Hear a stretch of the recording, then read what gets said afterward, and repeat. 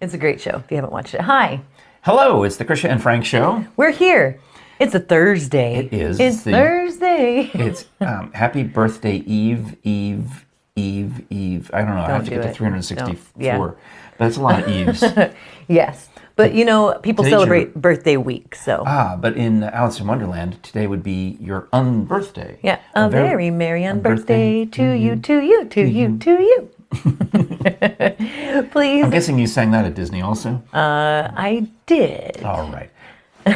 I'll sip while you talk. Okay, please go check us out at krishaandfrank.com. That's where you can get all of the merch, including my really awesome birthday gift that Frank got for me, which is the sweatpants that have our logo right under the underpass. But t-shirts. I should take down the color that I bought you so that only you would have those. That's what let's do it. All right. But you can find all of our merch. You can also find links to See More Smokies.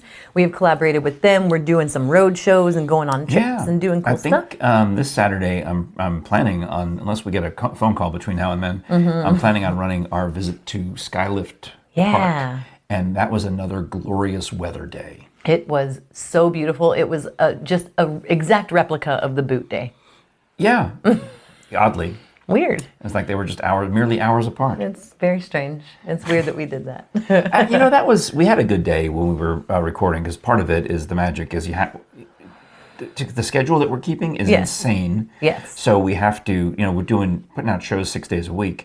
So it makes sense to double up and record 2 adventures in the same day. Right. But I also liked the in-between time when we deliberately padded the schedule. We told this place would be there at noon, and we told that place we weren't going to be there till 3. Which left us an extra hour in the middle. We ended up going to Sweet Fanny Adams Theater during their costume sale last week. And it was just nice to just hang out and see you and your friends. I'm acquainted with them also, but you're close friends with them. Having a lovely time. And I love them. I love them so very much, and they're fantastic people. And it's been a year for everybody, man. And it's been a year. Yeah. Yeah. So it was good. I had a fun time because they let us charge up the camera. It felt very Change the improv. batteries. It felt very improv festy to be there during the day.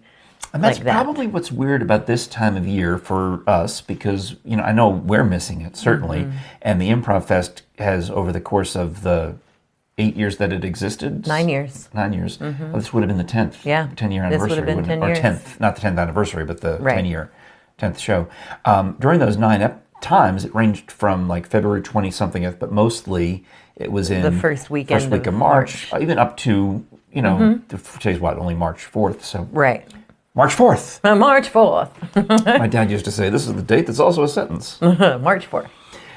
So a lot of our improviser friends have been posting memories on Facebook and kind of mournful about it. Yeah, I wasn't there for the 2019 or 2020. Because you had an actual legitimate theatrical performance. Right. I was performing, and I probably wouldn't have been there anyway, just because of the temperature of the land at that time. Wait, you're talking about 2020. Yeah, you were there for everyone except for 2020. Right. The only one that I was not. Which was the last one we've had. All right. Right.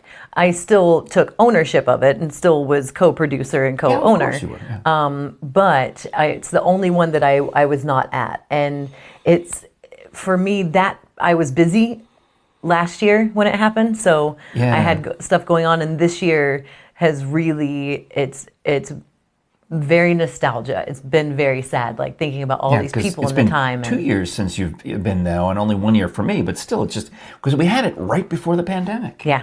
It was one of the last things. And it was iffy if it was going to happen. Like, it almost got canceled because of... Oh, wow. Yeah, because... If it had been 1 week later... It would have been canceled. It definitely would have been canceled. We did that show, and then we had our regular Einstein show on Tuesday, March 10th, and that was the last Einstein show we've done. We were going to have a big St. Patrick's Day show the following week, but everything in Knoxville had shut down over the course of the 13th, 14th weekend. Yeah, that was like spring break. Like when spring break happened, it all kind of just went in the pooter. But no, it's I'm trying not to mourn. I'm not trying to be melancholy about it. I'm trying to be encouraged. Actually, my intention was to encourage our friend Daniel Leach, for example, posted on Facebook that Paul Simmons had shared a memory about the Improv Fest. Daniel commented on it that he and his friend, I think Chris Graf, wanted to do a fake morning show podcast. Do it. And I wrote, Krisha and I do a fake morning show podcast. It's not that hard to do a fake morning show podcast. And he was like, you have a legitimate show. Well, I know. No, seriously, we didn't have anything. We had a phone, and we recorded it on a phone. We're just making this stuff up, man. Yeah. That's what I love about this show. It's like you're doing an improv show. The suggestion is talk show, or the suggestion is boot outlet. Yeah, and you just do it. You improvise. The only thing we're doing is remembering not having conversations about things that happened during the day so that we can talk about them here. Yes, that's where it does feel like a radio show where we like save it for the show. Do not talk. Save it for the show. And we've had a lot of those lately. Yeah, what happens? You obviously come here to my palace. Yes. To my the podcast mansion. My small palatial home. Chill out in the break room. And then when it's time for you to leave, I'm like, well, I guess I'll check the mail.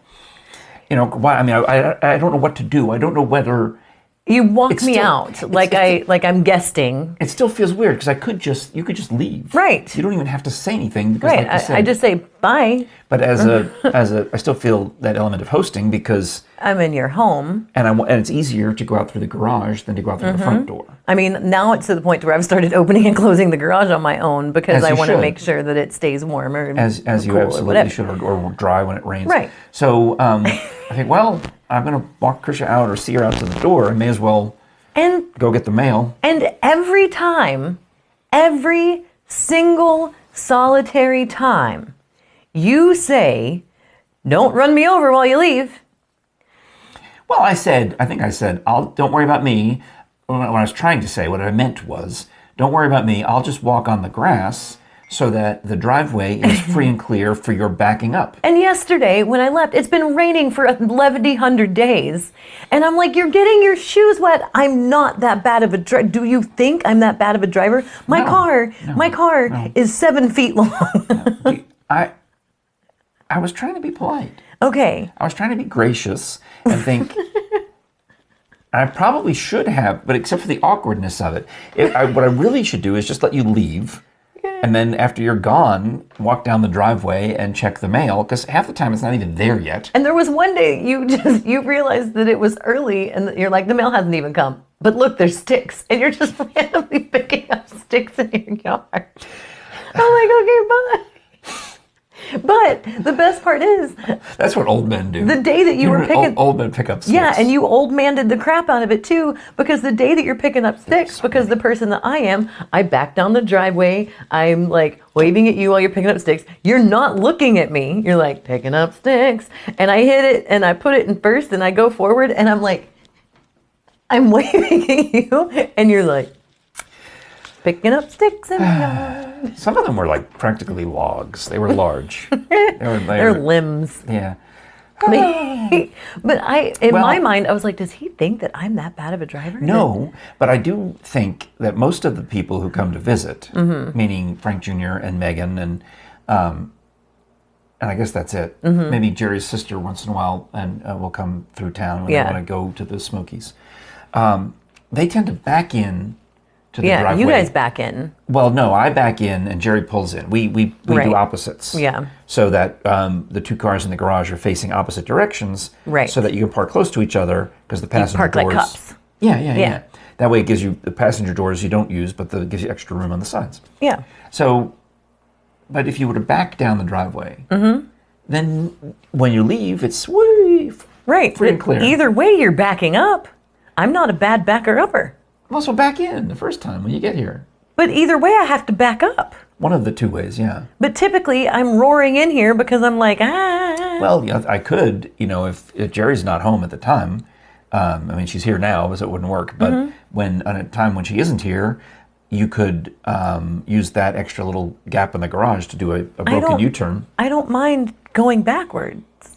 All right. Out of the driveway. It's cool for you. Has it ever seemed like I have a problem with it? I mean, thankfully, there's hardly any traffic on the street, so you don't have to worry about people driving the other way. Right. If it were a main road, I would never back out onto it. But wouldn't it be rude of me to slow you down by walking on the driveway to get the mail? No, because typically, by the time that I've got all my stuff plugged in and locked in and loaded and on my bag over here and my this and that, and I've checked my phone and I've turned on my podcast, you're already back. It's a process to go. Oh, yeah, I guess you're right. You know, who just, like, opens their car or closes the door? Who just does that? There's nobody. I don't know why I imagine that's how it would be. I thought that's what would happen.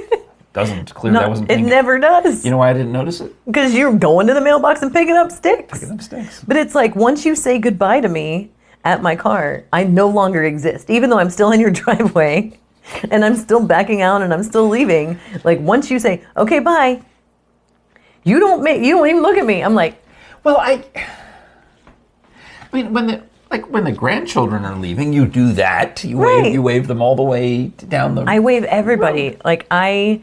So today, when you leave, should I just stay in the house?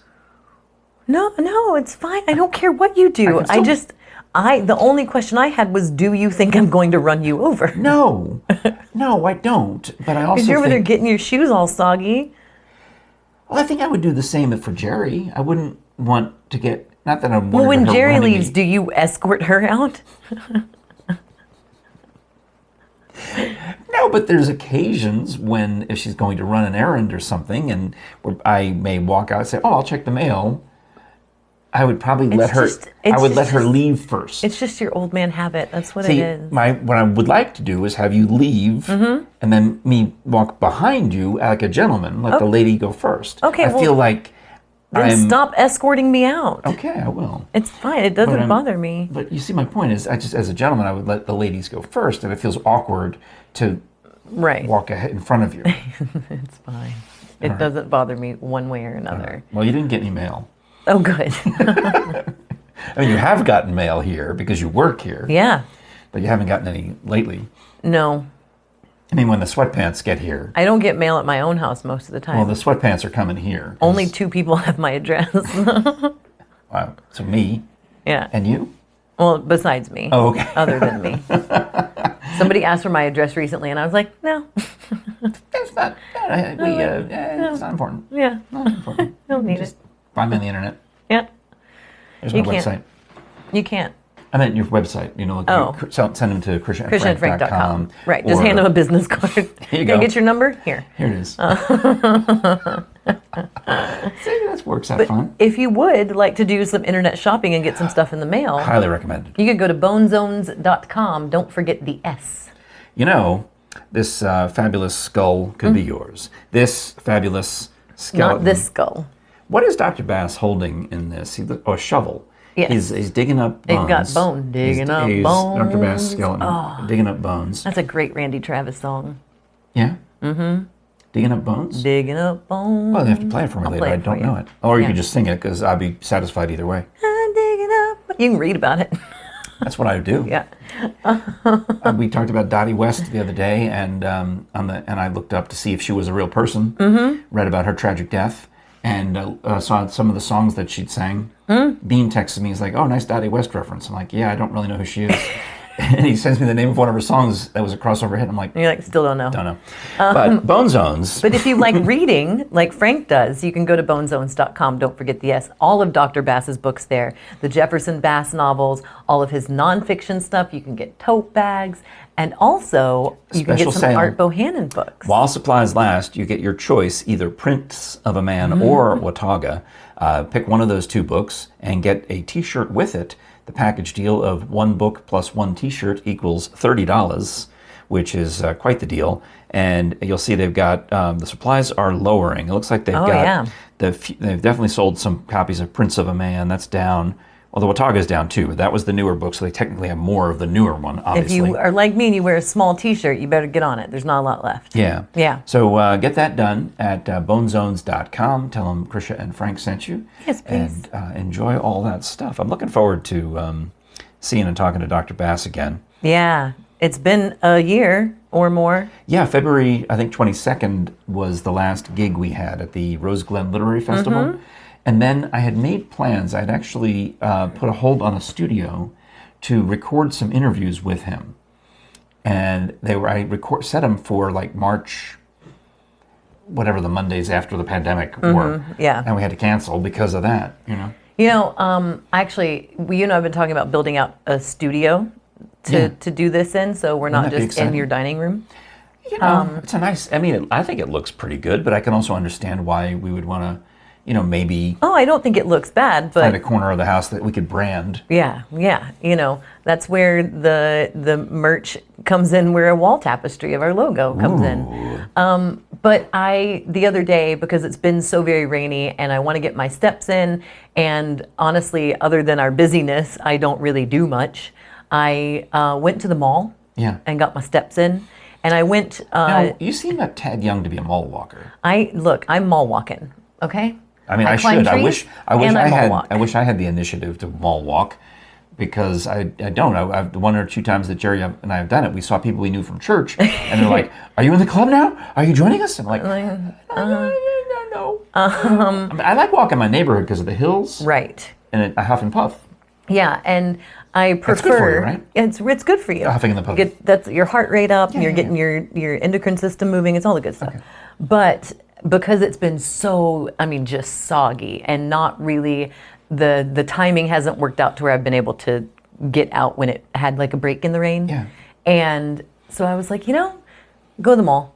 And it wasn't busy. I try to go at specific times when like kids are in school.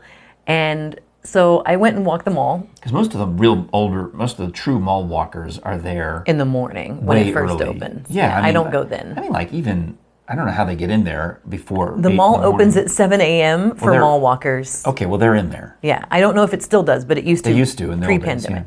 But I discovered that if you walk the entire perimeter... How strange is it that I go to the mall so infrequently that most of the times I've ever been there were for some kind of early morning radio broadcast, which is why I know about the 7 a.m. mall walkers. Yeah. Oh, yeah. That was forever. Yeah, but that's, Ugh. No matter what it was, it could have been the day after Thanksgiving, it could have been the radiothon, it could have been any number of things. I went to the mall more for work than I went for pleasure. I worked those radiothons several years, and it's a drudge. It is a marathon. Kudos to the people who plan and like, hey Bruce, kudos. Have to drive a truck into the mall. We should explain that it's planned. It is. It's with permission. Although my idiot gorilla brain, sometimes I'll think I could just drive in. They have. There's all sorts of rules. You have to have only X number of amount of gas in the tank, and you have to unplug the battery once you get it in there. Yeah. And they prefer actually to almost push it the last bit of the way, not have you drive. I'd peel out.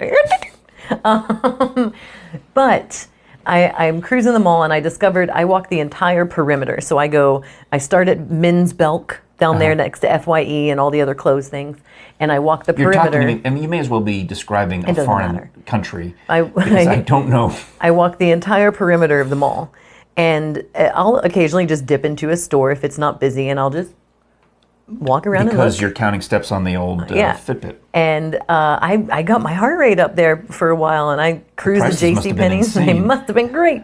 I cruised the JCPenney, and then I hit the perimeter. You can get 10,000 steps if you do that twice. Oh. Yeah. Well, there you go. Yeah. So I'm just trying to keep my booty moving. But my point about where it led into building a studio, people are putting in pop-up shops in the mall. In the empty stores? In the empty stores. Interesting. And I looked it up. They're discounting the pop-up leases. You can do like a 2 to 6 month lease at the mall. I'm like, we should rent a space in the mall. Oh, wow. And build out a studio. Right? And then keep it there? I mean, and perform the show there? It would be. Do you remember? That would be funny. Right. That's what I mean. Do you remember Universal Studios? They used to have a radio station that was in Universal Studios. Well, I remember the one from Walt Disney World, because I've been to that one and done a show from there. And they had all glass windows. It was like a fishbowl, and you could walk past and see people. That's Florida, though, right? Yes. Yeah, I've only been to the one in California. Yeah, there wasn't one at Disney World. There's one at Disneyland and Universal Studios. No, Disney World, Florida had a radio studio. Really? I guarantee it, because we flew all the way from Los Angeles to go there and do a show there. I don't remember where it was. It might have been in the MGM Studios, whatever it's called. Oh, that makes sense. Yeah. But actually, there is a radio station there, but I don't think it's operational. There's Anyway, one at Graceland. Yeah. There's a. But we could fishbowl it, right? Yeah. And we're just in there. That'd be fun. Yeah. I was reading about. I subscribed us. I don't know if you ever look in our joint email, but I subscribed us to the Podcast Business Journal. Yeah, I know. I see it. And I was reading an article about a hotel, a Steve Wynn hotel in Vegas, that is building out a podcast studio in the lobby of the hotel for sports booking. What do you call it? Sports gambling. So the podcasts that are going to be done there are all, sports podcasts. Yeah. And then you go and you gamble on these things that they're talking about or whatever. That's kind of cool. That is kind of cool. Yeah. Yeah, it's new. It's the newness of all these things. Yeah. Yeah, Imagine, but there used to be such excitement over FM radio in the old days. People would have sometimes a storefront FM studio or a special one they would use only at the night show or something, down on Hollywood Boulevard so you could see the people. I'm just saying, get a little mall space. The old Victoria's Secret, it's empty. I had no idea. Yeah. The old massage place I used to go get my massages at, empty. Oh, wow. Mm-hmm. Yeah, so that's, I guess. You just have to worry about a bunch of licky-faced kids, though. Well, that would be content for us. We would have probably a camera posted on them, too, right? Oh, absolutely. Oh, man. This reminds me of so many old TV shows that were... Because everything old is new again, and there's no new ideas in showbiz. Nope. This goes back to, Steve Allen, and then David Letterman copied it, and then someone else has copied it. Yeah. Oh, that's good. I'm just thinking. How much? We need a sponsor. Yeah. So if you have a store in a mall, and you'd like an empty store next to you maybe, and perhaps you'd like to have some of Knoxville's top podcasters come by. If you're the going out of business Radio Shack. Right. You could also have us instead. Yeah. You very well could. You could have, I don't know who Knoxville's top podcasters are. That's irrelevant. That's beside the point. You could have us come. We have to be in the running at this point. Yeah. I mean, what is this? What episode number is this? It's number 111. Ooh. Yeah. 111. So congratulations, Krisha. Congratulations. What are we doing? Fist I bumps don't or elbow know. bumps? We're just being awkward. Now you're going to walk me out again. All right. Don't run me over, though. I won't. I've got on a bright shirt. You should be able to miss me. We would love to hear from you. Krisha and Frank at gmail.com, 865-236-0399. We'd also love for you to hear some other great audio entertainment, such as audiobooks that you don't buy at the mall. No, you buy them online from Audible. And if you go to audibletrial.com/Krisha and Frank, you can try out Audible for free for 30 days. Keep at least one book. Well, keep that one book, whatever it is you download, that first month, forever. And then at the end of that trial period, you're going to want to hang around. Yeah. Because they've added not just audiobooks, but now scripted dramas, scripted comedies, stand-up comedy, podcast, Audible Pod. You can use that as your podcast app. Yeah, check it out. audibletrial.com/Krisha and Frank. How about that, huh? Ooh, tomorrow's Friday. Oh, we should do Friday tomorrow because I promised. Is that okay? I mean, I asked you, right? Yeah. I wanted to make sure I asked. That we could interview Catherine Frady. We've already done it. But I mean, I did ask. You did ask. Right, okay. Yeah. Catherine Frady is a friend of mine who is the executive director and creative director, I believe, of Marble City Opera. Yes, and we get to talk with her about their new opera. Yeah, it's coming up next week in Knoxville. They're doing another world premiere. That's what they do. They do a lot of those. Yeah. So we'll hear all about it. It's an all-ladies show. Oh, yeah. So tomorrow. All-female cast. Friday. All right. Thanks a lot for watching Krisha and Frank, or listening to Krisha and Frank. Back here at you tomorrow. I blew kisses to the people watching, so you're missing it. I heard it. I think it picked up on the mic. My mama used to give us funny kisses. What does that mean? When she tucked us in, she would kiss us on our cheek and she would go, and it would tickle. Oh. And we would ask for, Mama, you didn't give us funny kisses. And she would come back in holding her cigarette.